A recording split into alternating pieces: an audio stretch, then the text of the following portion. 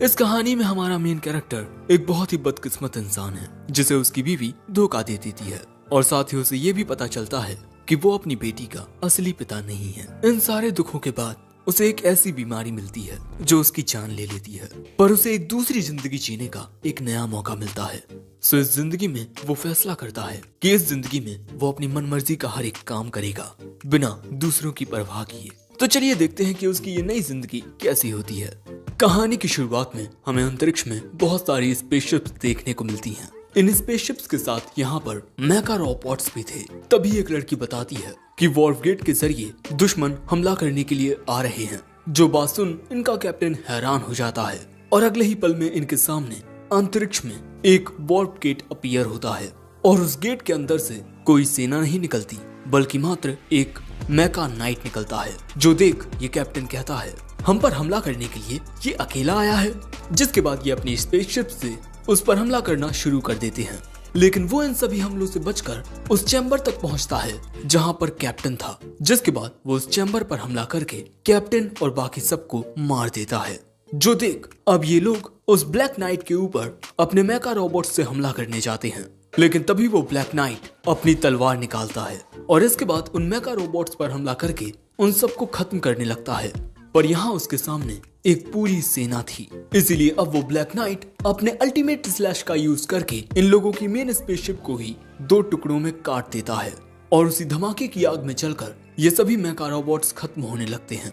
जिसके बाद इस ब्लैक मेका रोबोट में बैठा हमारा मेन कैरेक्टर कहता है तुम सभी कमजोर हो, बहुत बहुत बहुत ज्यादा कमजोर। और इसके बाद वो अपनी मेट से बात करते हुए कहता है आमागी, हमेशा की तरह तुम्हारा ये प्लान परफेक्ट था। वो मेट कहती है तारीफ करने के लिए शुक्रिया मास्टर। जिसके बाद ये अपनी मेट से कहता है कि पूरी सेना के साथ इन पर हमला बोल दो। जिसके बाद मेट आमागी सभी शिप्स को ऑर्डर देती है कि मास्टर लियाम के कहे अनुसार सभी शिप्स हमला करने के लिए तैयार हो जाओ। जिसके बाद हम देखते हैं कि एक मेका रोबोट हमारे ब्लैक नाइट यानी कि मेन कैरेक्टर लियाम का साथ देने के लिए वॉर्फ गेट से उसके पास जाने लगता है। और दोस्तों इस मेका रोबोट में एक लड़की बैठी हुई थी। वो आते ही दुश्मन के एक मेका रोबोट को खत्म कर देती है। लियाम कहता है क्रिस्टियाना तुम्हें आने में देर नहीं हो गई। वो कहती है प्लीज मुझे माफ कर दीजिए। और इसके बाद क्रिस्टियाना दुश्मन के मेका रोबोट्स को खत्म करने लगती है। वहीं लियाम की मेट आमागी अपनी सभी शिप्स को दुश्मन की शिप पर हमला करने का ऑर्डर देती है और इनके हमलों से दुश्मन की शिप्स तबाह होने लगती हैं। सब कुछ तबाह हो जाता है। जो देख लियाम बहुत जोर जोर से हंसता है। पर तभी एक लड़की लियाम से कहती है अगर आपको 7th वेपन कंपनी की बैटल शिप्स पसंद आई हो तो आप इन्हें खरीद लीजिए प्लीज। जो देख लियाम कहता है आमागी इसका ऑर्डर ले लो और इसे मेरे सामने से दूर करो। जिसके बाद हम देखते हैं कि लियाम दुश्मन की बची हुई सेना को खत्म करते हुए कहता है तुम सभी कितने ज्यादा कमजोर हो। सच में कमजोरों को मारने में कितना मजा आता है। तुम सभी कमजोर लोग झुको मेरे सामने और मुझसे द इविल लॉर्ड लियाम से दया की भीख मांगो। जिसके बाद लियाम एक बजूका समन करके दुश्मन की ओर फायर करता है जिससे दुश्मन की एक और मेन शिप तबाह हो जाती है। जिसके बाद लियाम आखिरी 2 बचे मेका रोबोट्स को खत्म करते हुए कहता है तुम सब कमजोर, मुझे और ज्यादा एंटरटेन करो ताकि मुझे अपना बदला लेने में और भी मजा आए, बदला अपनी पिछली जिंदगी से। जिसके बाद हमें पता चलता है कि लियाम की पिछली जिंदगी कैसी थी। उसे रात में एक बहुत ही भरी हुई ट्रेन से घर आना पड़ता था। वो घर आता जहाँ उसकी बीवी उसका घर पर इंतजार करती। घर आते ही वो पूछता है कनामी कहाँ है। उसकी बीवी मीका बताती है कि वो सो गई है और वो एक कुत्ता पालना चाहती है। उसने अपनी दोस्त के घर पर एक कुत्ता देख लिया है जिस पर ये कहता है अभी हम एक पेट अफोर्ड नहीं कर सकते। जिसके बाद वो अपनी बेटी को देखता है जो सो रही थी। फिर अगले दिन ये सभी एक पेट शॉप में जाते हैं प्यारे प्यारे कुत्ते देखने। और यहाँ हमारा हीरो बताता है कि काफी वक्त पहले उसके पास भी एक कुत्ता था जो उसके दिल के बहुत करीब था। जिसके बाद इसकी जिंदगी ऐसे ही चलती है। ये अपनी बीवी और बेटी से बहुत प्यार करता है और जितना इसके पास है ये उतने में ही खुश रहता है। पर कंपनी में इसका चीफ इस पर हमेशा गुस्सा करता रहता है। इसका दोस्त इसे समझाता है कि उसे चीफ के खिलाफ शिकायत करनी चाहिए, वो बेवजह ही उस पर कितना गुस्सा करता रहता है। पर हमारा हीरो ऐसा कुछ नहीं करता। साथ ही हमें ये भी पता चलता है कि हमारे हीरो के सबऑर्डिनेट्स इसकी सारी मेहनत का क्रेडिट खुद ले जाते हैं और वो जो गलतियां करते हैं वो सारी हमारे हीरो पर थोप दी जाती हैं। पर इस जुल्मी दुनिया से लड़ने की ताकत उसे अपने परिवार से मिलती है और अपने परिवार के लिए ही ये जी और जान से इतनी मेहनत कर रहा है। पर एक दिन इसका एक दोस्त इसे मैसेज करके मूवी देखने के लिए इनवाइट करता है और ये भी जाने के लिए हाँ कर देता है। जिसके बाद हम देखते हैं कि हमारा हीरो अब उसी जगह पर पहुंच चुका है और इस एरिया में वो पहले कभी नहीं आया। पर यहाँ इसकी नजर एक कैफे में मीका पर जाती है, जो यहाँ किसी आदमी के साथ बैठकर बातें कर रही थी। ये सोचता है मीका यहाँ क्या कर रही है और ये आदमी कौन है। जिसके बाद वो रात में घर आता है। आते ही वो अपनी बीबी से पूछता है, तुमने बताया था कि आज तुम कनामी के स्कूल जाने वाली थी, किसी काम की वजह से हो गया वो काम? मीका कहती है कि हाँ वो काम अच्छे से हो गया। जिसके बाद वो अपनी बेटी के साथ थोड़ा खेलने लगता है और फिर अपनी बीवी से वो आगे कुछ नहीं पूछता। जिसके बाद ऑफिस में काम करते हुए वो खुद से यही कहता कि उसे मीका पर भरोसा करना चाहिए, वो उसे कभी भी धोखा नहीं देगी। पर तभी हमारा हीरो देखता है कि उसका कंप्यूटर बंद ही नहीं हो रहा, शायद इसमें कुछ खराबी आ गई है। फिर इसके कुछ दिन बाद हमारा हीरो उसी कैफे के पास आता है जहां उसने मीका को देखा था और वो यहाँ एक राहत की सांस लेता है क्योंकि आज यहाँ पर मीका नहीं होती। पर तभी वो देखता है कि उसके पीछे उसकी बीवी और उसकी बेटी थी और यहाँ एक आदमी को देख उसकी बेटी कनामी उस आदमी को पापा कहकर बुलाती है। जिसके बाद हमारा हीरो इन तीनों को एक साथ जाते हुए देखता है। अब ऑफिस में काम करते हुए वो यही सोच रहा था कि कनामी आखिर किसी और को पापा क्यों बुला रही थी, उसे कुछ भी समझ नहीं आ रहा था। पर तभी वहाँ उसका चीफ आकर कहता है, तुम काम क्यों नहीं कर रहे? ये कहता है शायद से मेरा पीसी खराब हो गया है, ये स्लीप मोड पर जा ही नहीं रहा। पर तभी उसे मीका का कॉल आता है। मीका उसे बताती है कि कनामी का एक्सीडेंट हो गया है। वो सीधा मीका के पास हॉस्पिटल पहुंचता है जहां वो आईसीयू में भर्ती थी।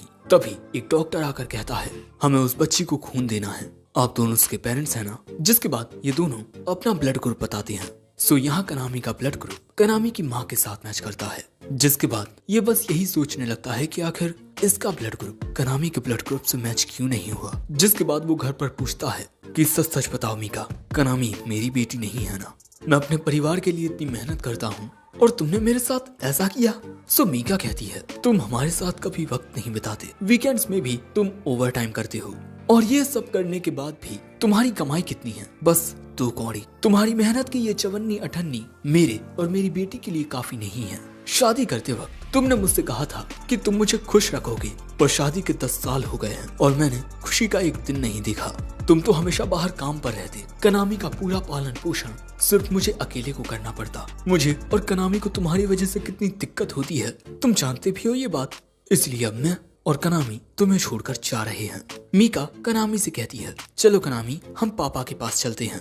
यहाँ हमारा हीरो मीका को रोकने के लिए आता है पर वो उसकी एक नहीं सुनती। जिसके बाद हमारा हीरो अपनी बेटी कनामी से ही पूछने लगता है, कनामी तुम मेरे साथ ही रहोगी ना? तुम अपने पापा को छोड़कर कहीं नहीं जाओगी ना? पर कनामी कहती है कि उसे अपने दूसरे पापा ही ज्यादा अच्छे लगते हैं। अब अपने ऑफिस में आने के बाद हमारा हीरो यही सोच रहा है कि उसकी जिंदगी में आखिर ये सब क्या हो रहा है। पर अगले ही पल में हम देखते हैं कि चीफ हमारे हीरो को बताता है कि उसके कंप्यूटर से किसी रैंडम अकाउंट में कंपनी के 5 करोड़ रुपए ट्रांसफर किए गए हैं। हमारा हीरो कहता है कि उसने ऐसा कुछ नहीं किया, पर चीफ कहता है कि ये तुम्हारे कंप्यूटर से हुआ है। हमारे हीरो को याद आता है कि कंप्यूटर बंद ना होने की वजह से वो अपने कंप्यूटर को खुला ही छोड़ गया था, यानी कि ये काम किसी और का है। पर इल्जाम हमारे हीरो पर आया, जिसके बाद उसे कंपनी से निकाल दिया जाता है और अब इसे मजदूरी करनी पड़ रही है। मीका भी इसे डाइवोर्स दे चुकी है और कनामी की कस्टडी भी उसके पास है, पर बच्चे की देखभाल के लिए वो हमारे हीरो से पैसे मांग रही है। इसके अलावा जिन 5 करोड़ का घपला करने का इस पर इल्जाम लगा है, इसे वो भी कंपनी को लौटाने हैं, वरना इसे जेल हो जाएगी। और अब हमारा हीरो सब कुछ खो बैठने के बाद किराए के एक छोटे से कमरे में रहता है। आज रात इसका दोस्त इसे मैसेज करके बताता है कि उसने ब्रांड न्यू गेम खरीद लिया है, वो गेम जिसे हमारा हीरो हमेशा से खेलना चाहता था। वो अपने दोस्त को मैसेज भेजने वाला था कि हम इसे साथ में खेलेंगे, पर वो ऐसा नहीं करता। वो हर दिन कड़ी मेहनत करता है, ये उम्मीद रखते हुए कि किसी न किसी दिन भगवान उसकी मेहनत का फल उसे जरूर देंगे। और भले ही कनामी उसकी औलाद ना हो, पर वो उससे बहुत प्यार करता है।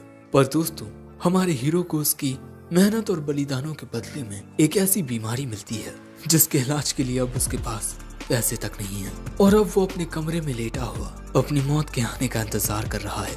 तभी उसे एक कहावत याद आती है कि जब आप मरने वाले होते हैं तब आपकी आत्मा को लेने के लिए आपके वो पालतू जानवर आपके पास आते हैं जो आपके दिल के बहुत करीब थे। और तभी अचानक इसके सामने एक अजीब सी रोशनी आती है। इसे उस रोशनी में दिखाई देता है कि इसके कंप्यूटर से वो 5 करोड़ रुपए ट्रांसफर करने वाला शख्स चीफ था। लेकिन इसके बाद इसे ज्यादा बड़ा झटका तब लगता है जब इसे ये बात पता चलती है कि इसकी बेटी का वो दूसरा पापा भी यही चीफ है और इन दोनों की ही ये प्लानिंग थी जो आज हमारा हीरो पूरी तरह से बर्बाद हो चुका है। हमें पता चलता है कि मीका ने शुरुआत से ही कभी भी हमारे हीरो से प्यार किया ही नहीं और कनामी भी इसी चीफ की औलाद है, क्योंकि उसकी बीबी कभी भी हमारे भद्दे से हीरो के साथ कोई बच्चा चाहती ही नहीं थी। ये सब देख हमारा हीरो रोते हुए कहता है, प्लीज मुझसे कोई कह दो कि मैं सपना देख रहा हूँ। और तभी इसके सामने एक शख्स आकर कहता है कि ये ख्वाब नहीं हकीकत है। तुमने अपनी पूरी जिंदगी कड़ी मेहनत की और बदले में तुम्हें क्या मिला? धोखा। उन्होंने तुम्हारे साथ इतना गलत किया, तुम क्या चाहते हो? ये चिल्लाकर कहता है कि मैं उनसे बदला लेना चाहता हूँ। ये शख्स कहता है, वाह वाह वाह, तुम्हारी ये नफरत की भावनाएं कितनी स्वादिष्ट हैं। वैसे मैं यहाँ तुम्हें तुम्हारे अच्छे कर्मों का फल देने आया हूँ। पर हमारा हीरो कहता है कि अच्छा करने से हमें सिर्फ दर्द मिलता है। अगर मुझे कभी एक दूसरा मौका मिला तो मैं अपनी जिंदगी अपनी मर्जी से जीऊंगा और जो चाहे वो करूंगा। दूसरे मौके की बात सुन ये शख्स अपने पास से कुछ तस्वीरें निकाल पूछता है, तुम इनमें से कौन सी दुनिया में रीइंकार्नेट होना चाहोगे? क्या एक ऐसी दुनिया जिसमें मैजिक और मॉन्स्टर्स हो, या फिर जुरासिक एरा? तुम्हारे पास बहुत सारे ऑप्शंस हैं, तुम जो चाहो वो चुन सकते हो। यहाँ हमारा हीरो एक तस्वीर देखता है जिसमें रोबोट्स और बैटलशिप्स थे और वो उसी की ओर अपना हाथ बढ़ाता है। ये शख्स कहता है, ये एक साई-फाई फैंटेसी वर्ल्ड है जिसमें मैजिक भी एग्जिस्ट करता है और इस दुनिया पर रॉयल्स और नोबल्स का राज है। मैं तुम्हें इस दुनिया के एक बहुत ही अच्छे परिवार में पैदा करूंगा। जिसके बाद ये शख्स हमारे हीरो के खून से एक कागज पर साइन लेता है, जिसके बाद ये शख्स कहता है, इस बार तुम्हें एक बेहतर जिंदगी मिलेगी। और फिर वो हमारे हीरो की आत्मा को उस दूसरी दुनिया में भेज देता है और अब हमारा हीरो एक ऐसी जिंदगी जिएगा जहां वो अपने लिए अपनी खुशियां खुद बनाएगा, ना कि दूसरों पर अपनी खुशियों के लिए निर्भर रहेगा। और अगले ही सीन में हमारा मेन कैरेक्टर दूसरी दुनिया में लियाम के रूप में रीइंकार्नेट हो चुका है और वो जिस जगह पर था वो बिल्कुल जंगल जैसी लग रही थी। बहुत बहुत बहुत ज्यादा घना जंगल। इस प्लेनेट का नाम है स्टेलर सिस्टम ऑफ एल्सियस और लियाम इस प्लेनेट पर राज करने वाले शासक का इकलौता बेटा है और लियाम का पूरा नाम है लियाम सेरा वैनफील्ड। जिसके बाद हमें एक दूसरी जगह दिखाई जाती है और यहाँ एक पार्टी चल रही है क्योंकि लियाम अब 5 साल का हो चुका है और ये मोहतरमा लियाम की माँ है। जिसके बाद लियाम की माँ लियाम को दूसरे कमरे में लेकर जाती हैं और यहाँ होता है लियाम के जन्मदिन का तोहफा। लियाम इस तोहफे को खोलता है पर उसे सामने कुछ दिखाई नहीं देता। सो उसकी माँ बताती है कि उसे यहाँ पर एक AI मेड रोबोट मिल रही है और तभी अचानक लियाम के सामने काफी सारी आंखें आ जाती हैं, यानी कि वो अपनी डॉल को खुद कस्टमाइज कर सकता है कि उसे कैसी डॉल चाहिए। उसकी माँ उसे बताती है कि वो जैसी चाहे वैसी AI मेड रोबोट को अपने लिए कस्टमाइज कर सकता है। वहाँ पर भाई हर एक चीज होती है कि तुम ये चीज चुन सकते हो, हाँ A to Z हर एक चीज। और लियाम को हर एक अंग चुनना पड़ेगा क्योंकि अगर कोई अंग उसने नहीं चुना तो उसकी मेट में वो अंग होगा ही नहीं। लेकिन इसके बाद लियाम के होश उड़ जाते हैं क्योंकि अब उसके सामने आता है रिप्रोडक्टिव ऑर्गन। समझ रहे हो? लियाम यहाँ कहता है कि आप अपने 5 साल के बेटे को ये सब क्या दिखा रहे हो। तभी उस जगह पर आते हुए लियाम के पिता कहते हैं कि उनके पास भी लियाम के लिए एक तोहफा है। अब से मेरा जो कुछ भी है वो तुम्हारा होगा क्योंकि तुम ही इस फैमिली के अगले हेड हो। लेकिन सारी जायदाद लियाम के नाम करने के बाद ये दोनों अपनी बाकी की जिंदगी इंपीरियल होम प्लेनेट में जाकर बिताएंगे। जिसके बाद लियाम के पिता बटलर ब्रियान को बुलाते हैं एक कॉन्ट्रैक्ट पेपर के साथ लियाम के नाम अपनी पूरी जायदाद करने के बाद लियाम इन दोनों को हर महीने खर्च के लिए पैसे भेजेगा। लियाम इस कॉन्ट्रैक्ट को साइन कर देता है और इसी तरह लियाम खुद एक काउंट बन चुका है, यानी कि राजा। इसके बाद ये दोनों लियाम को छोड़कर जाने लगते हैं। अब लियाम का ख्याल उसकी AI मेड रोबोट ही रखेगी। लियाम यहाँ कहता है कि उसे पल भर में ही सब कुछ मिल गया। मेरी पिछली जिंदगी बहुत बेकार रही है पर अपनी इस जिंदगी में मैं एक इविल लॉर्ड बनूंगा और दिल खोलकर आतंक मचाऊंगा। और वो इन सब के लिए इस गाइड नामक शख्स को थैंक यू कहता है। पर दूसरी ओर हम उस गाइड को अभी भी हमारे हीरो की पुरानी बॉडी के पास देखते हैं और वो यहाँ कहता है तुम्हारी ये जिंदगी बहुत बेकार रही है ना। और इसके बाद वो हंसते हुए कहता है, अब बारी तुम लोगों की है मुझे एंटरटेन करने की।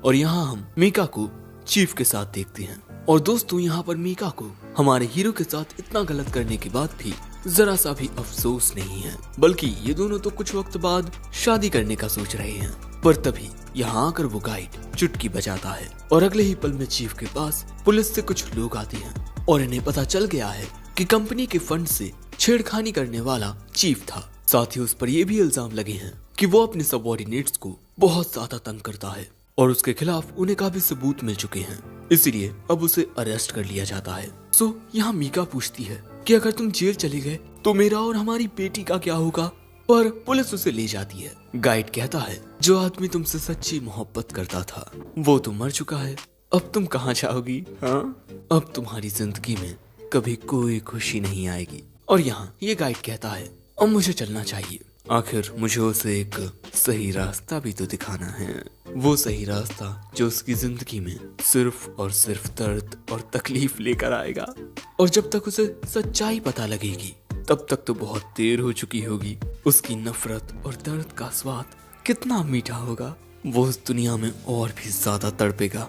और ये सब कहकर वो एक डायमेंशनल गेट में चला जाता है। पर तभी हमारे हीरो के पास उसके कुत्ते की पवित्र आत्मा आती है और इसके बाद ये आत्मा उसी डायमेंशनल गेट में चली जाती है ताकि वो लियाम को ढूंढ सके। जिसके बाद हमें अंतरिक्ष का एक सीन दिखाया जाता है जहाँ पर लड़ाई चल रही थी, पर यहाँ पर विलन्स का सामना करने के लिए एक हीरो आती है और ये होती है होली किंगडम ऑफ लीवे की पहली राजकुमारी क्रिस्टियाना लेटा रोसब्रेटा। और वो आते ही इन दुश्मनों को आसानी से खत्म करने लगती है और इसके बाद प्रिंसेस के किंगडम की बैटलशिप्स दुश्मन की बैटलशिप्स पर हमला करके उन्हें तबाह कर देती हैं। और इसके बाद वहाँ पर बाकी के नाइट्स आकर दुश्मन की सेना पर हमला करने लगते हैं और इसी तरह दुश्मन हार जाते हैं और उन्हें हराने का सारा श्रेय जाता है प्रिंसेस क्रिस्टियाना को। फिर अगले सीन में हम लियाम को बहुत खुश देखते हैं क्योंकि उसकी एआई मेड रोबोट बनकर आ चुकी है। और दोस्तों, इस दुनिया में इन एआई मेड रोबोट्स को डॉल्स भी कहा जाता है, इसीलिए ये कुछ इस तरह की पैकेजिंग में आती हैं। इसके बाद लियाम जैसे ही इस पैकेजिंग को टच करता है, इस मेड की अनबॉक्सिंग शुरू हो जाती है। ये मेड लियाम के सामने बिल्कुल किसी परी की तरह आती है और इसके बाद वो लियाम को मास्टर कहते हुए अपना नाम बताती है, आमागी। ब्रियान द बटलर बताता है कि अब से आमागी हमेशा उसके साथ रहेगी, पर इसे हर हफ्ते मेंटेनेंस की जरूरत पड़ती है जिसमें सिर्फ 2 घंटे लगते हैं और बस उन 2 घंटों को छोड़कर आमागी हमेशा लियाम के साथ रहेगी। और यहाँ पर लियाम जरा अपने अंदाज में आमागी की क्वालिटी चेक करने लगता है कि जैसा मैंने कहा था उन लोगों ने इसे वैसा ही बनाया है ना। जिसके बाद लियाम आमागी को लेकर यहाँ से एक अलग कमरे में चला जाता है। ब्रियान इनके पीछे भागता है पर तब तक दरवाजे बंद हो जाते हैं। अब इस कमरे में आमागी के हाथों मसाज लेते हुए लियाम पूछता है, आमागी क्या तुम मेरे साथ नहाना चाहोगी? वो कहती है, हाँ बिल्कुल मास्टर। जिसके बाद वहाँ ब्रियान आकर पूछता है, कहीं आप दोनों ने कुछ किया तो नहीं ना? लियाम कहता है, भले ही मेरी बॉडी बच्चे की हो पर मेरा दिमाग एक 36 साल के आदमी जैसा है। सो ब्रियान कहता है, क्या सिर्फ 36? आप अभी सिर्फ बच्चे हो। सो आमागी लियाम को बताती है कि एम्पायर में एडल्टहुड की एज 50 साल है और सच में एक एडल्ट बनने के लिए आपका 100 साल का होना जरूरी है और यहाँ पर लोग 500-600 साल तक जीते हैं। लियाम मन में कहता है, इतना लंबा लाइफ स्पैन, मतलब मैं बहुत सारी चीजें कर सकता हूँ। पर तभी ब्रियान लियाम को बताता है कि एम्पायर में एआई रोबोट्स को इतना पसंद नहीं किया जाता क्योंकि एक बार इन एआई रोबोट्स ने पूरी इंसानियत को बस खत्म कर ही दिया था। चारों ओर आतंक मचा हुआ था, लेकिन उस बुरे समय में कुछ लोगों ने एआई के खिलाफ साहस से लड़ने का फैसला किया और वो जीत भी गए और उन्हीं लोगों ने एम्पायर को बनाया। और बस इसी वजह से इंपीरियल नोबिलिटी को ये एआई रोबोट्स पसंद नहीं है। सो लियाम पूछता है, अगर ऐसी बात है तो माँ ने मुझे एक एआई रोबोट गिफ्ट क्यों की? ब्रियान कहता है कि मैं आपको ये नहीं बता सकता, पर लियाम कहता है कि अब मैं तुम्हारा मास्टर हूँ, मुझे बताओ। सो अब ब्रियान बताता है कि लियाम के माता पिता उसे छोड़कर चले गए हैं क्योंकि वैनफील्ड फैमिली पर बहुत ज्यादा कर्ज चढ़ा हुआ है। लियाम के ग्रेट ग्रैंडफादर एलिस्ट्रियर बहुत ही ज्यादा समझदार थे और उन्हीं ने वैनफील्ड फैमिली को एक इतना बड़ा डोमेन बनाया, लेकिन आपके दादा और पिता के पास शासन करने की सही योग्यताएं नहीं थी, यानी कि उनकी वजह से इस फैमिली का सिर्फ डाउनफॉल आया है। यहाँ लियाम को समझ आता है कि अब वो दूसरे लोगों को तंग करने के अपने सपने को पूरा नहीं कर पाएगा। ब्रियान कहता है, हमारे पास कर्जा चुकाने का भी कोई तरीका नहीं है। चीजें अब बस और बिगड़ती जाएंगी। जिसके बाद हमें एक बार का सीन दिखाया जाता है और यहाँ ये लोग इसी बारे में बात कर रहे थे कि हमारा नया राजा बस 5 साल का है और शायद से हमारा टैक्स अब और भी बढ़ने वाला है, क्योंकि हर बार जब भी एक नया राजा बनता है तब वो शुरुआत में बहुत ज्यादा टैक्स लेता है। ये सभी लोग कॉमनर्स हैं और इस तरह से अपनी जिंदगी जीते जीते थक चुके हैं और अब बस इनकी आखिरी उम्मीद यही है कि इनका ये नया राजा अच्छे दिल का हो। वहीं मेंशन में लियाम ब्रियान से पूछता है, क्या मेरे माता पिता ने मुझे पैदा इसीलिए किया था ताकि मैं उनका कर्ज अपने ऊपर ले सकूं? ब्रियान कहता है, शायद से यही वजह है। अपनी पिछली जिंदगी में लियाम ने बस धोखा देखा है, लोग उसका इस्तेमाल करते, उसका फायदा उठाते। क्या उसकी इस जिंदगी में भी उसके साथ यही सब होने वाला है? जिसके बाद वो कहता है, आमागी, मैं और तुम शायद एक जैसे हैं, हम दोनों को ही समाज से बाहर समझा जाता है, इसीलिए चलो हम अपनी एक टीम बनाते हैं और खुद को इस दलदल से बाहर निकालते हैं। क्या तुम मेरा साथ दोगी आमागी? आमागी उसके सामने झुककर कहती है, मेरा इकलौता मकसद आपकी सेवा करना है, तो आप जो करेंगे मैं हमेशा उसमें आपका साथ दूंगी और जब तक आप मेरे साथ हैं तब तक मैं आउटकास्ट नहीं हो सकती। मैं हर मोड़ पर आपके साथ चलने के लिए तैयार हूँ। इसके बाद लियाम कहता है, आमागी, मैं इंसानियत की हिफाजत के लिए तुम्हें 3 कानून बताना चाहता हूँ। पहला कानून, एक रोबोट किसी भी इंसान को नुकसान नहीं पहुँचाएगा। पर तभी उसे याद आता है कि यहाँ भी वो दूसरों के बारे में सोच रहा है। उसे अपनी जिंदगी अपने अनुसार जीनी चाहिए, दूसरों के साथ जो भी हो इस बात से उसे फर्क नहीं पड़ता। आमागी, तुम्हें किसी भी कानून को फॉलो करने की जरूरत नहीं है, मैं तुम्हें नए कानून बताता हूँ। पहला कानून, एक मेड रोबोट कभी भी अपने मास्टर को नुकसान नहीं पहुँचाएगी।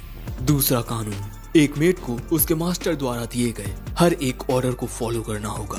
और तीसरा कानून, एक मेड रोबोट को हमेशा अपनी भी हिफाजत करनी होगी बिना पहले और दूसरे कानून को तोड़े। और इसी तरह ये तीनों नियम आमागी के सिस्टम में इंसर्ट हो जाते हैं। और इसके बाद लियाम कहता है, मुझे इंसानियत से कोई फर्क नहीं पड़ता, मैं अपने परिवार के गौरव को फिर से जगाऊंगा। तुम्हारा इस बारे में क्या कहना है? आमागी कहती है कि वो एक एआई है और शायद से उसके आइडियाज यहाँ की गवर्नमेंट के अकॉर्डिंग सही ना बैठे।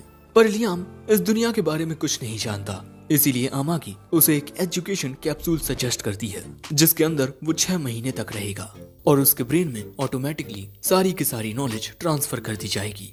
और जब तक लियाम इस कैप्सूल में रहेगा तब तक आमागी उसके डोमेन को संभालेगी। पर ये सब सुन ब्रियान कहता है, एक रोबोटिक कैप्सूल में जाना इंसानियत के खिलाफ जाने जैसा होगा। सो लियाम कहता है, आप चिंता मत कीजिए, मैं इसका मास्टर होने के नाते इंसानियत को खत्म नहीं होने दूंगा। सो ब्रियान कहता है कि एम्पायर एक एआई के द्वारा सारी की सारी मैनेजमेंट को एक्सेप्ट नहीं करेगी।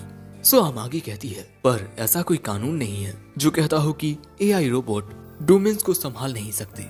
और इसके बाद लियाम ब्रियान से एजुकेशन कैप्सूल लाने को कहता है। बेचारा ब्रियान उसे समझाता रह जाता है पर लियाम उसकी एक बात नहीं सुनता और वहाँ से आमागी के साथ चला जाता है। अगले सीन में हम देखते हैं कि लियाम एजुकेशन कैप्सूल में जा रहा है, लेकिन जाने से पहले वो आमागी से पूछता है कि क्या तुम एआईज में इमोशंस होते हैं? जो सुन आमागी कहती है, मैं नहीं जानती कि एआईज में इमोशंस होते हैं या नहीं, पर जब आपने मेरे साथ टीम बनाने की बात की तब मुझे एक बड़ा अजीब एहसास हुआ। लियाम कहता है, आखिर हो भी क्यों ना, उसने बेस्ट एआई रोबोट बनाने के लिए कहा था। और इसके बाद लियाम का कैप्सूल बंद हो जाता है और अब 6 महीनों तक लियाम इसी में सोता रहेगा। और यही ये पार्ट एंड होता है। एपिसोड 3 की शुरुआत में हमें गाइड के बारे में पता चलता है कि ये एक ऐसी एंटिटी है जो नेगेटिव इमोशंस को कलेक्ट करती है और दूसरों की जिंदगी में सिर्फ दुख, तकलीफ और दर्द लाती है।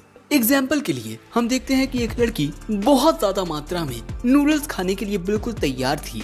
वो बहुत ज्यादा खुश थी पर गलती से उसकी चॉपस्टिक ही टूट जाती है जिससे उस लड़की को बुरा लगता है और उसके नेगेटिव इमोशंस को ये गाइड कलेक्ट कर लेता है। दूसरी ओर हम देखते हैं कि लियाम का कैप्सूल अब खुल चुका है। लियाम उठता है तो उसके सामने आमागी होती है। वो उससे पूछता है कि कितना वक्त गुजर गया है।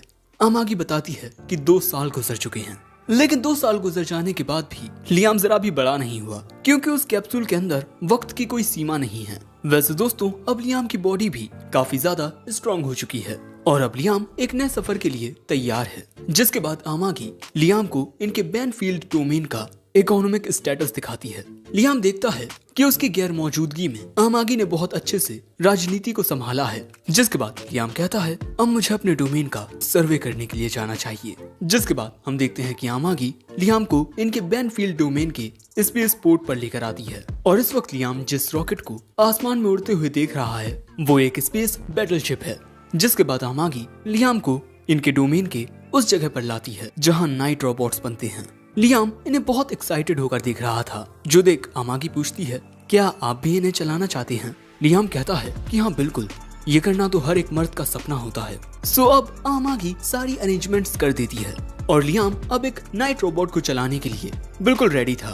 दोस्तों, लियाम इस नाइट रोबोट को सिर्फ इमेजिन करके ही चला सकता है। जिसके बाद हम देखते हैं कि लियाम इस रोबोट को आगे बढ़ाता है। जिसके बाद वो आमागी से पूछता है क्या इसमें कोई हथियार नहीं है, क्योंकि मैं इसमें फाइटिंग ट्रेनिंग करना चाहता हूँ। उसकी ये बात सुनते ही आमागी एक और नाइट रोबोट यहाँ लाती है। इस नाइट रोबोट को कैप्टन माशिता चला रहा था और अब ये दोनों एक दूसरे के साथ लड़ने के लिए तैयार थे, पर लियाम के एक ही वार से ये दूसरा नाइट रोबोट गिर पड़ता है। जो देख लियाम कहता है कि नाटक करना बंद करो और मुझसे सही से लड़ो। अब लियाम की ये बात सुन कैप्टन माशिता लियाम के नाइट रोबोट को पकड़ के उसे जमीन पर गिरा देते हैं। दोस्तों, पलक झपकाते ही लियाम यहाँ हार गया। बेचारा लियाम, उसे पता नहीं था कि वो इतनी आसानी से हार जाएगा। अब अगले सीन में लियाम ब्रियान से कहता है कि उसे एक टीचर चाहिए जो उसे और भी ज्यादा स्ट्रॉन्ग बना सके, क्योंकि अपनी पिछली जिंदगी में उन लोगों ने लियाम के साथ बहुत बुरा किया है जिनमें लियाम से ज्यादा ताकत थी, लेकिन अपनी इस जिंदगी में वो दूसरों से ज्यादा ताकतवर बनकर दूसरों को अपने पैरों तले कुचलेगा। जिसके बाद हम एक सामुराई को देखते हैं और दोस्तों यही लियाम का टीचर होने वाला है, Yasushi, master of the way of the flash. Liam को ये बंदा उसकी दुनिया के किसी सामुराई की तरह लगता है। जिसके बाद लियाम कहता है मैं आपसे बहुत सारी चीजें सीखना चाहता हूँ। यासुशी कहता है हमारा स्कूल स्वॉर्ड्समैनशिप में पूरे यूनिवर्स में वन ऑफ द बेस्ट है, पर पूरे यूनिवर्स में सबसे ज्यादा बेस्ट बनने के लिए तुम्हें वो करना होगा जो आज तक कोई नहीं कर पाया। लेकिन आखिर वो चीज है क्या? इन महाशय को देख आमागी कहती है मास्टर, ये तो मुझे थोड़ा खिसका हुआ लगता है। पर लियाम कहता है कि नहीं, ये एक असली मास्टर स्वॉर्ड्समैन है जिन्होंने अपना पूरा जीवन सिर्फ तलवारबाजी को समर्पित कर दिया है। और यही बात साबित करने के लिए लियाम यासुशी को उनकी स्किल्स दिखाने को कहता है। अगले सीन में यासुशी कहते हैं वैसे तो हमारे स्कूल्स की टेक्निक्स दिखाना सख्त मना है, पर आपके लिए मैं करने को तैयार हूँ। और दोस्तों, अब यासुशी जो करने वाले हैं उसे आमागी रिकॉर्ड कर रही थी। जिसके बाद यासुशी एक गहरी सांस लेकर अपनी तलवार को थोड़ा निकालकर वापस रख लेते हैं, और इतने में ही ये सारे के सारे पेड़ कट चुके थे। पर यहाँ लियाम को भी अपनी आंखों पर यकीन नहीं होता। वो आमागी से पूछता है, पर आमागी की रिकॉर्डिंग में भी इतना ही था कि तलवार निकालकर यासुशी ने तुरंत रख ली, यानी कि आमागी की रिकॉर्डिंग भी यासुशी की स्पीड को रिकॉर्ड नहीं कर पाई। मास्टर, मैं आपका चेला बनना चाहता हूँ, और इसके लिए यासुशी मान जाते हैं। जिसके बाद रात में हम फिर से यासुशी को यहीं देखते हैं, और यहाँ हमें जानने को मिलता है कि यासुशी कोई मास्टर स्वॉर्ड्समैन नहीं है, बल्कि यहाँ उन्होंने लियाम को उल्लू बनाया है। ये लकड़ियाँ पहले से कटी थी और गाइड यही सब देख रहा था। जिसके बाद हम स्पेस में एक प्रिंसेस को उसकी पूरी सेना के साथ देखते हैं, और यहाँ इनका सामना पायरेट्स के साथ होने वाला है। और तभी इनकी स्पेसशिप के पास पायरेट्स की स्पेसशिप आती है। जिसके बाद एक आदमी इन्हें बताता है मैं गोवास हूँ, पायरेट्स का लीडर। राजकुमारी भी अपना इंट्रोडक्शन देती हैं, होली किंगडम ऑफ लीवे की पहली राजकुमारी क्रिस्टियाना, और ये यहाँ पर इस पायरेट लीडर के साथ शांति का समझौता करने आई हैं। गोवास कहता है तुम्हें यहाँ अकेले आने में डर नहीं लगा? वो कहती है डर किस बात का, तुम चारों ओर से हमारी सेना से घिरे हुए हो, अगर तुमने कुछ भी किया तो यहीं मारे जाओगे। पर अगले ही पल में प्रिंसेस को एक अजीब सा सिग्नल मिलता है। बहुत सारी पायरेट बैटलशिप्स इन्हीं की सेना की ओर आ रही हैं। क्रिस्टियाना हैरान थी, इन्हें पता भी नहीं चला कि कब इतनी सारी स्पेसशिप्स इनके इतने करीब आ गईं। गोवास कहता है राजकुमारी, हर जगह कुछ गद्दार होते हैं। तभी एक लड़की बताती है कि इनकी शिप पर हमला होने वाला है। गोवास कहता है मरने के लिए तैयार हो जाओ राजकुमारी। दूसरी ओर हम लियाम को तलवारबाजी की प्रैक्टिस करता हुआ देखते हैं। जिसके बाद वो एक छोटे रोबोट के साथ फाइट भी करता है, और ऐसे ही शाम होते होते वो काफी थक जाता है। यासुशी कहता है कि आज के लिए इतना ही काफी है। फिर यासुशी के जाने के बाद लियाम फिर से तलवार निकाल लेता है और वो एक लकड़ी को काटने की कोशिश करता है, पर उसकी सारी कोशिशें नाकामयाब होती हैं। वो आमागी से पूछता है कि आखिर वो एक लकड़ी को भी क्यों नहीं काट पा रहा। क्योंकि दोस्तों अब तक लियाम को तलवारबाजी की प्रैक्टिस करते हुए 3 साल गुजर चुके हैं और अब तक वो एक लकड़ी तक नहीं काट पाया। पर अब भी लियाम हार नहीं मानता। दूसरी ओर यासुशी मांगा पढ़ रहा था। लियाम को उल्लू बनाकर उसका मास्टर बनकर यासुशी आराम की जिंदगी जी रहा है। पर तभी उसे किसी की आवाज आती है। वो सीरियस होकर बैठ जाता है। उससे मिलने के लिए लियाम आया था। लियाम यहाँ कहता है कि मास्टर प्लीज आप मुझे वो अपनी सीक्रेट टेक्निक सिखाइए ना, the way of the flash. पर यासुशी कहता है लियाम मैं तुमसे पहले भी कह चुका हूँ, मैं तुम्हें वो सीक्रेट टेक्निक सिर्फ एक ही बार दिखा सकता था और तुम्हें उस एक बार में ही सब कुछ सीख लेना चाहिए था। और अगर तुम मेरे सिखाने के तरीके से संतुष्ट नहीं हो तो मुझे यहाँ से चले जाना चाहिए। लियाम झुककर कहता है मुझे माफ कर दीजिए और प्लीज यहाँ से मत जाइए।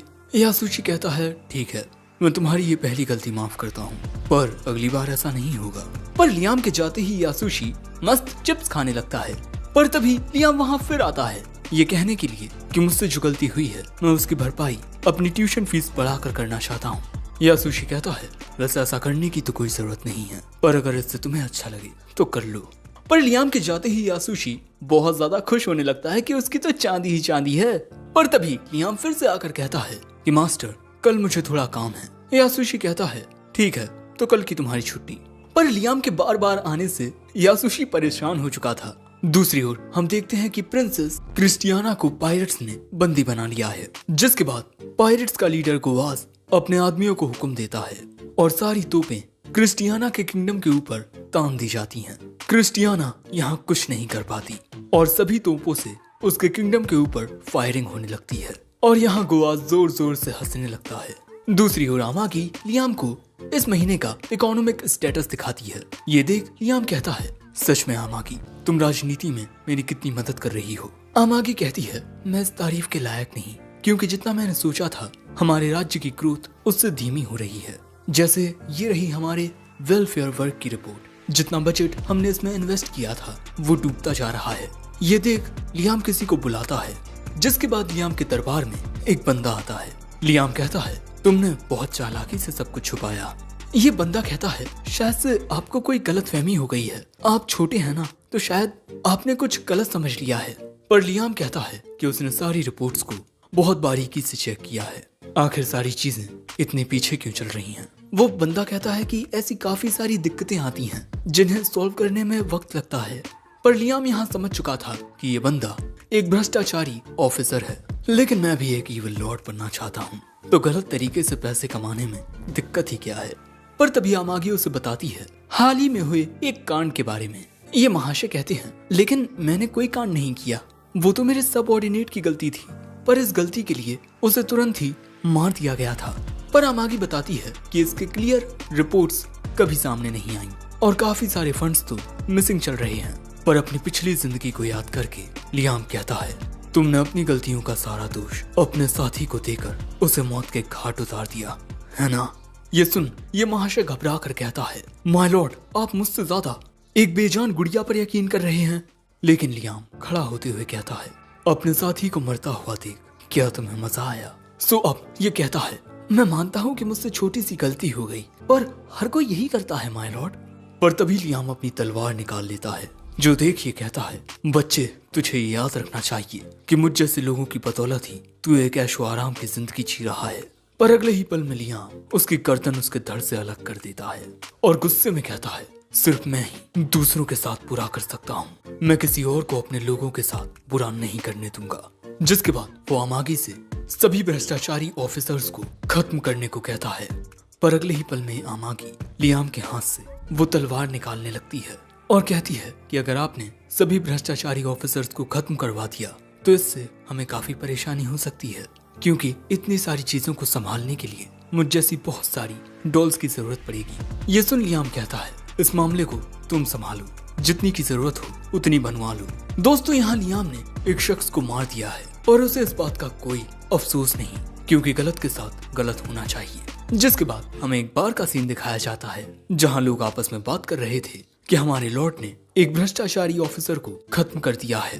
तभी ये मोहतरमा बताती हैं मैंने सुना है कि जल्द ही एक बहुत अच्छा स्कूल बनने वाला है। जो सुन ये आदमी कहता है कि बस 10 साल की उम्र में ही ये नया लॉर्ड काफी सारी चीजें कर रहा है। जिसके बाद हम लियाम को देखते हैं जो कि एक सूट पहने हुए हैं अब 3 साल तक तलवारबाजी की कड़ी ट्रेनिंग करने के बाद वो वापस आया है इन नाइट रोबोट को फिर से चलाने के लिए। पर तभी उसके मास्टर कहते हैं, एक ऐसे रोबोट को चलाना जिसे कोई भी चला सकता हो ये पॉइंटलेस है। अगर तुम टॉप पर पहुंचना चाहते हो लियाम, तब तुम्हें ऐसे नाइट रोबोट को चलाना चाहिए जिसे अब तक कोई कंट्रोल न कर पाया हो। लियाम कहता है, आपने सही कहा मास्टर। सो यहाँ कैप्टन लियाम को बताते हैं कि एक 3 जनरेशन पुराना नाइट रोबोट है जिसको आपको पूरी तरह से खुद ही कंट्रोल करना पड़ता है। तो अब लियाम एक बहुत ही धांसू नाइट रोबोट को चलाने वाला है। पर यह एपिसोड यहीं समाप्त होता है। एपिसोड 4 की शुरुआत में हम मास्टर यासुशी को देखते हैं जो कि किसी बेसमेंट में थे और यहाँ कीमती चीजें ढूंढ रहे थे। पर गलती से उनसे एक खुफिया दरवाजा खुल जाता है जहाँ पर ये बहुत ही शानदार नाइट रोबोट रखा था।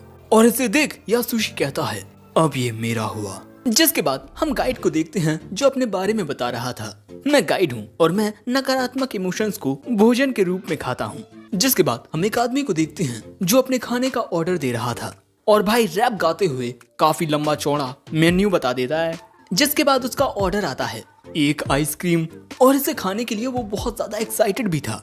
लेकिन उसकी ये आइसक्रीम थोड़ी बिगड़ गई जिससे बेचारे को प्रतिघात लगा और फिर इसके नेगेटिव इमोशन को गाइड ने बड़े चाव से खाया। वहीं दूसरी ओर लियाम ब्रियान को बताता है कि वो इनके 3 जनरेशन पुराने नाइट रोबोट को फिर से रिपेयर करवाने वाला है। ब्रियान बताता है कि वो नाइट रोबोट आपके ग्रेट ग्रैंडफादर मास्टर एलिस्टियर का फेवरेट रोबोट था, लेकिन वो तो काफी पुराना हो चुका है और उसे चलाना भी मुश्किल होता है। लियाम कहता है कि मुश्किल काम करने में ही एक मर्द को मजा आता है। ब्रियान कहता है, वाओ, पर ये जो आप ट्रेनिंग कर रहे हो वो मुझे कोई काम की नहीं लगती। पर दोस्तों लियाम को अपने मास्टर यासुशी पर पूरा यकीन था।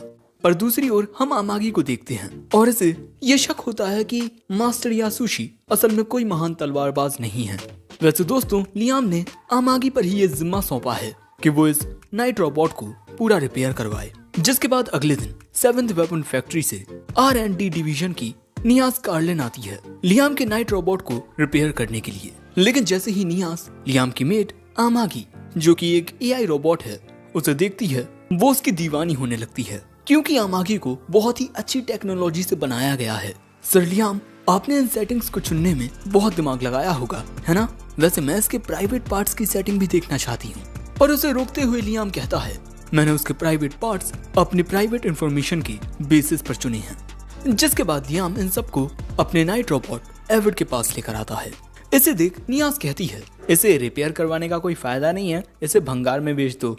पर लियाम उसकी बात नहीं मानता। वो कहती है कि इसे रिपेयर करने में बहुत ज्यादा खर्चा आएगा क्योंकि इसके पार्ट्स बहुत पुराने हैं जिन्हें ढूंढने में बहुत मेहनत लगेगी। पर लियाम कहता है कि चाहे कुछ हो जाए मुझे ये नाइट रोबोट रिपेयर करवाना है, साथ ही मुझे इसमें एक फिनिशर भी ऐड करवाना है, बिल्कुल रॉकेट पंच की तरह। पर नियाज को उसकी ये बात समझ ही नहीं आई। तभी यहाँ पर मास्टर यासुशी आते हैं, लेकिन नियाज को देखते ही उन्हें लव एट फर्स्ट साइट हो जाता है। वो आकर नियाज से बात करने की कोशिश करते हैं पर नियाज उन्हें इग्नोर करते हुए लियाम से कहती है कि वो जिस तरह का हथियार बनवाना चाहता है वैसे हथियार बनते नहीं हैं, लाइक रॉकेट पंच। सो यासुशी फिर से यहाँ बात करने की कोशिश करते हैं पर फिर से उन्हें इग्नोर करते हुए नियाज लियाम से कहती है कि रॉकेट पंच जैसी कोई चीज नहीं होती। यासुशी फिर कहते हैं, मोहतरमा क्या आप मेरे साथ डिनर पर चलना चाहेंगी? पर वो उन्हें फिर से इग्नोर करते हुए लियाम के साथ इसी मुद्दे पर बहस करने लगती है कि रॉकेट पंच जैसी कोई चीज बनाने के लिए बहुत ज्यादा बजट लगेगा। लियाम कहता है जितना चाहे उतना लग जाए, मुझे परवाह नहीं। पर यासुशी को यहाँ बहुत ज्यादा गुस्सा आ जाता है। वो देखते हैं कि लियाम उस लड़की के कितने करीब है जिससे उन्हें लव एट फर्स्ट साइट हो गया। और फिर लियाम की ट्रेनिंग के दौरान वो लियाम के ऊपर कुछ इस प्रकार गुस्सा उतारते हैं। लियाम को आंखें बंद करके इन बॉल से बचना पड़ रहा है, वो भी पानी के ऊपर। यासुशी कहते हैं कि अपनी मन की आंखों से देखने की कोशिश करो, इन फिजिकल लिमिटेशंस को तोड़ते हुए अपनी असली ताकत को पहचानो। वो फिर से लियाम पर हमला करते हैं, मन में ये कहते हुए, उस लड़की के बहुत करीब जा रहा था ना तू, ये ले। दूसरी ओर अंतरिक्ष में हम पायरेट्स की स्पेसशिप्स को देखते हैं। जिसके बाद हम देखते हैं कि पायरेट लीडर गोआस ने प्रिंसेस और उनकी सभी साथियों को बंदी बना लिया है। गोआस कहता है, तुम बहुत खूबसूरत हो प्रिंसेस क्रिस्टियाना, तुम्हारा चेहरा देख मैं बहुत बेताब हो रहा हूँ। जिसके बाद वो क्रिस्टियाना को एक जगह लेकर आता है जहाँ पर एक साइंटिस्ट एक अजीब सी चीज पर एक्सपेरिमेंट कर रहा था और अगले ही पल में क्रिस्टियाना के होश उड़ जाते हैं क्योंकि वो साइंटिस्ट जिस अजीब से क्रिएचर पर रिसर्च कर रहा था वो एक लड़की थी पर इसके एक्सपेरिमेंट से उसकी हालत कुछ ऐसी हो गई। गोवास कहता है कि उसे फेंक दो। ये रही मेरी नई बैट। जिसके बाद हम देखते हैं कि वो साइंटिस्ट क्रिस्टियाना को वहीं कैद कर लेता है। गोवास कहता है अब तुम इसके साथ अपना एक्सपेरिमेंट करो और कोशिश करना कि तुम इसके साथ जो भी करो ये हर एक चीज देखे। दोस्तों, यहाँ पर क्रिस्टियाना वहाँ मौजूद कुछ टैंक्स में कुछ और लड़कियों को देखती है जिन पर एक्सपेरिमेंट किए गए हैं और उन्हें देख वो चिल्ला पड़ती है। अब इसके बाद हमें फिर से इस बार का सीन दिखाया जाता है। यहाँ हम देखते हैं कि ये आदमी आपस में बात करते हैं कि नए लॉर्ड के आने के बाद से चीजें कितनी ज्यादा बदल रही हैं और हमारे डोमेन की कितनी ज्यादा तरक्की हो रही है। तभी ये बुड्ढा बताता है कि जब इसके दद्दू जिंदा थे उस टाइम पर हालात आज से भी ज्यादा बेहतर थे। ये लड़की कहती है कि काश हम भी जल्द से जल्द उन अच्छे हालातों को देख पाएं। दूसरी ओर हम देखते हैं कि नियास इस नाइट रोबोट एविड को रिपेयर कर चुकी है। इस रोबोट को देख ब्रियान कहता है इसे देख तो मुझे उन दिनों की याद आ गई जब चारों ओर हमारा परचम लहराया करता था। जिसके बाद हम देखते हैं कि नियास लियाम को उस रोबोट में बैठाते हुए उसे कंट्रोल्स बताने लगती है और अब लियाम इसका इंजन स्टार्ट करता है। नियास ने इस रोबोट में ऐसा सिस्टम लगाया है कि इस रोबोट को लियाम के अलावा कोई और चला ही नहीं सकता। फिर लियाम इसे चलाने की कोशिश करता है पर वो ऐसा कर नहीं पाता। इसके कंट्रोल सीखने में उसे काफी वक्त लगेगा। लेकिन इसके बाद लियाम एविड को आगे बढ़ाता है जो देख ब्रियान रोते हुए कहता है मास्टर लियाम, मास्टर एलिस्टेयर के नक्शे कदम पर चल रहे हैं। वैसे इसके बाद लियाम एविड को उस बेसमेंट के बाहर लेकर आता है। लियाम के पास बैठी नियास उसे सब कुछ बता रही थी। इस नाइट रोबोट में एक ऐसी भी सेटिंग है कि तुम्हारी विजुअलाइजेशन के अकॉर्डिंग ही ये रिएक्ट करेगा। पर क्योंकि नियास लियाम के बहुत करीब थी, लियाम का ध्यान उसी पर जा रहा था। अब उसके दिमाग में कैसे ख्याल आएंगे तुम जानते हो, और इसीलिए ये नाइट रोबोट लियाम की विजुअलाइजेशन के अकॉर्डिंग ही ऐसी हरकत करने लगता है। तुम जानते हो ये क्या है। नियास भी ये बात तुरंत समझ जाती है और ये देख मास्टर यासुशी कहता है लियाम तुम वहाँ मिस नियास के साथ क्या कर रहे हो। ब्रियान भी रोते हुए कहता है कि मुझे ये सब क्या देखना पड़ रहा है। ओ मास्टर एलिस्टेयर, ये रोबोट कैसी हरकतें कर रहा है यार, खुद देखो। वही नियास तो लियाम से घबराने लगी है। जिसके बाद गुस्से में बौखलाया हुआ यासुशी लियाम की ये वाली ट्रेनिंग कराता है। जिसके बाद हम देखते हैं कि काफी प्रैक्टिस करने के बाद भी लियाम अब तक वे ऑफ द फ्लैश टेक्निक नहीं सीख पाया। इसीलिए लियाम को लगने लगता है कि उसमें टैलेंट ही नहीं है। पर आमाकी उससे कहती है कि मास्टर मुझे नहीं लगता कि आप में जरा सी भी कमी, बल्कि मास्टर यासुशी के सिखाने का तरीका ही मुझे गलत लगता है। पर लियाम मन में कहता है कि मास्टर यासुशी के सिखाने का तरीका गलत है। नहीं, शायद मैं ही उस तरीके को अच्छे से समझ नहीं पा रहा। एक मिनट, मैं भूल कैसे गया कि इस दुनिया में मैजिक भी एग्जिस्ट करता है और ये तलवार भी बिल्कुल उस नाइट रोबोट की तरह है जिसका इस्तेमाल करते वक्त हमें विजुअलाइज करना पड़ता है। यानी कि अब मैं तलवारबाजी में मैजिक का भी इस्तेमाल करूंगा। जिसके बाद लियाम हर दिन तलवारबाजी के साथ मैजिक की भी प्रैक्टिस करने लगता है और ऐसे ही एक लंबा वक्त गुजर जाता है। लियाम अब पहले से काफी बड़ा हो चुका है और यहाँ वो अपने मास्टर यासुशी को अपनी टेक्निक दिखाने वाला है। लियाम अपनी तलवार निकालकर उसे मैजिक के साथ यूज करता है और एक मोटे लकड़े को काट देता है। जो देख यासुशी के होश उड़ जाते हैं कि आखिर ये मुमकिन कैसे है। लियाम पूछता है क्या मैं आपकी परीक्षा में पास हुआ मास्टर। पर यासुशी मन में सोच रहा था पास, अरे मैं तो तुमसे झूठ बोल रहा था, पर तुमने तो सच में इस टेक्निक का इस्तेमाल कर लिया। लेकिन यासुशी यहाँ कहता है लियाम तुमने मेरी टेक्निक सीख तो ली है पर तुम अभी तक इसमें मास्टर नहीं हुए, इसीलिए कोशिश करना कि खुद पर घमंड ना करने लगो। अब यासुशी यहाँ से जा रहा था पर वो अभी भी बहुत घबरा रहा था। अब इसके बाद हम लियाम को अंतरिक्ष में देखते हैं जहाँ इन्हें पता चलता है कि इनके बैनफील्ड डोमेन में सिर्फ इनके पास एक ही प्लेनेट बचा है जिस पर कोई कर्जा नहीं है, प्लेनेट माइकी। और ऐसा इस वजह से है क्योंकि इस प्लेनेट पर माइनिंग वगैरह करना बहुत मुश्किल है, पर पायरेट्स इस प्लेनेट पर अपना कब्जा करना चाहते हैं, इसीलिए वो लगातार हमारी सेना पर हमले कर रहे हैं। इसीलिए लियाम ने तय किया है कि वो उन पायरेट्स से जाकर लड़ाई करेगा। और यहाँ पर आमाकी उसे एक बहुत ही अच्छी स्ट्रेटजी बताती है और फिर लियाम कहता है अब मैं जाकर उस प्लेनेट को बचाऊंगा। और जब ब्रियान उसे रोकने की कोशिश करता है लियाम कहता है कि मेरी चीजों को मुझसे कोई नहीं छीन सकता। जिसके बाद लियाम अपने नाइट रोबोट एबेट में बैठ जाता है।